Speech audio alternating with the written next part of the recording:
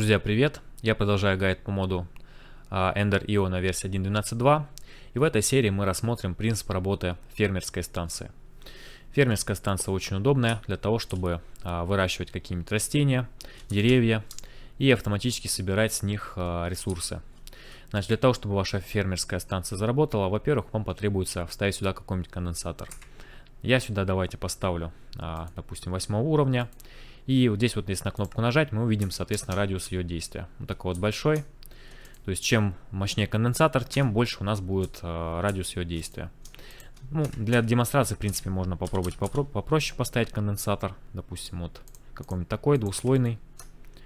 Так, вот такая у нас площадь работы будет. Теперь, значит, чтобы он заработал, нужно запитать сюда, залить сюда воду.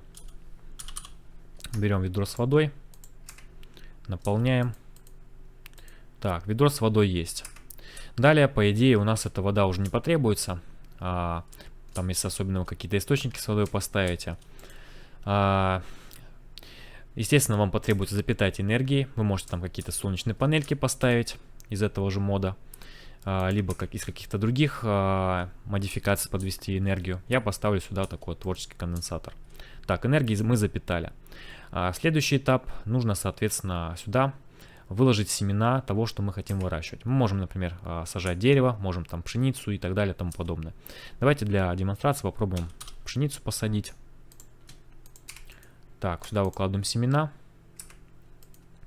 Так, далее, соответственно, сейчас он, когда запитается энергией, он нам еще скажет, по идее, он должен сказать, что, да, вот, нет мотыги. Давайте возьмем мотыгу, например, алмазную. И нам еще потребуется топор. Может потребоваться. Там в зависимости от культур, которые мы выращиваем, там разные потребности будут возникать. Так, кладем сюда сейчас мотыгу. Да.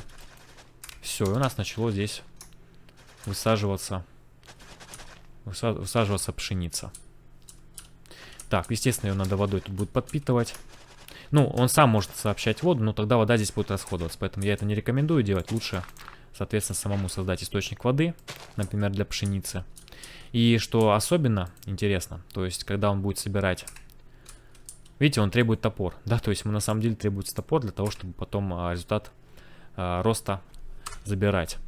Ну, давайте еще, здесь вот у нас есть два слота под удобрение, можно сюда, например, костную муку положить, давайте, возьмем костной муки, кладем, все. Он, помимо прочего, еще, видите, в радиусе срубил дерево, которое тут попалось под раздачу. И нам, соответственно, результат сюда закинул. И сейчас у нас будет расти пшеница. Он еще начал дерево, видите, сажать, потому что он его захватил, саженцы. Они попали туда. Ну, почему бы и нет? Пускай для демонстрации как раз нам тоже будет очень удобно. Потому что эту как раз ферму очень удобно использовать для выращивания деревьев и вот пшеницы, которая дает нам не только пшеницу, а еще и семена. Чем-то напоминает отдаленно мультиферму из мода Forestry. Так, ну и все, как бы все семена, что были, он посадил. Сейчас он говорит, что нет больше семян. Можем еще подкидывать, да. Вот, с помощью костной муки все это будет достаточно быстро расти. И наша ферма будет все срубать. Естественно, со временем вот эти вот всякие алмазные и там прочие инструменты будут тратиться. Поэтому можно как-то сделать автоподачу. Например, можно поставить сюда сундук.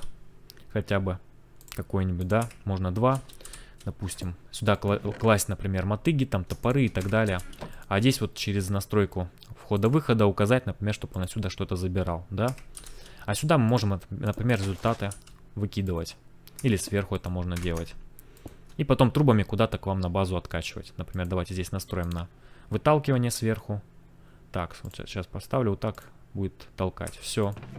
И то, что у нас здесь вот в слотах забилось, уже он будет туда пихать. Вот такая вот у нас быстрая ферма получилась, очень. Ну, при условии, конечно, что у вас есть достаточный ресурс, чтобы эту ферму собрать. Вот так вот она работает классно. Главное не забывать сюда подавать там топоры, мотыги. Еще здесь, если вы хотите сделать себе, например, ферму резинового дерева, там из Industrial Craft, вам потребуется сюда краники подавать. Можно собирать еще листву, если сюда ножницы положить. Давайте это попробуем сделать, ножницы. Сейчас посмотрим, будет ли у нас собираться ножницы, эти самые листва. Ну, сейчас мы увидим, когда деревья вырастут.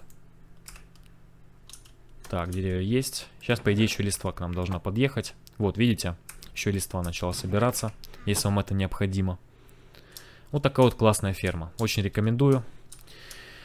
На этом все. Если вам понравилось, ставьте лайк, подписывайтесь на канал, жмите на колокольчик, чтобы новые видео не пропускать. Жду вас в следующих сериях. Пока.